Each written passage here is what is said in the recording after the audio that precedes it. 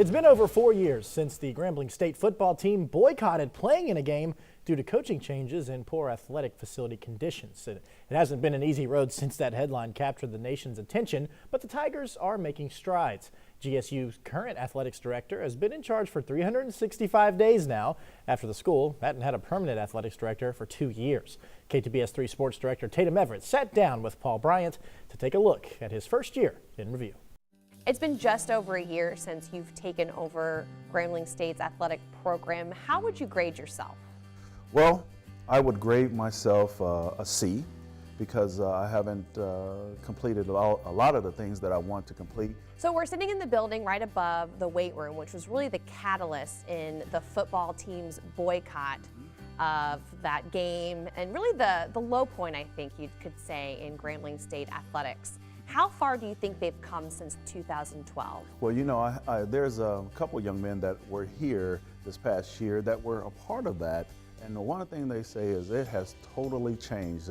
It has given, I don't want to say 360, but 180-degree turn for the better. That boycott may have really helped us to get some of the things that we needed. So you get in, first order of business, staffing. How bad really was it when you came in to have to fill in all the missing pieces? It was critical because, and that was one of the things that the NCAA looked at. There are so many interim positions, there are so many positions that were not filled, and we had the funding to fill them. If you don't have the bodies to do it, you know, things can't get done. So we were able to hire a deputy AD, a compliance director, which we needed, and not an interim, and marketing, sports information, extra strength and conditioning coach, another athletic trainer. And so those are, I call those are the key pieces to athletics department because they service every student athlete. And so those, and not having those, it was tough. One of the biggest challenges you faced was on the academic front with 3 sports being below the NCAA's APR. Right. How did you approach that challenge and try to alleviate that? Well, one of the first things I did, I wanted to find out what the penalties were.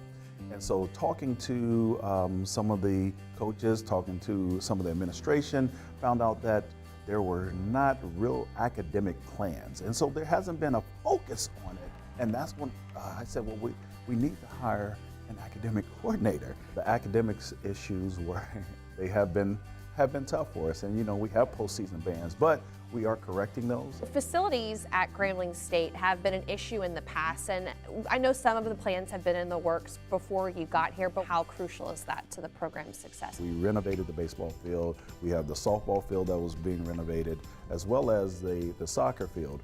And we know that facilities are very important. Came in on my interview and they brought me down to the football field, and I was shocked at what I saw because a program that has all these championships and produced all these NFL players, Hall of Famers, that we were playing on a surface that was not conducive to a champion.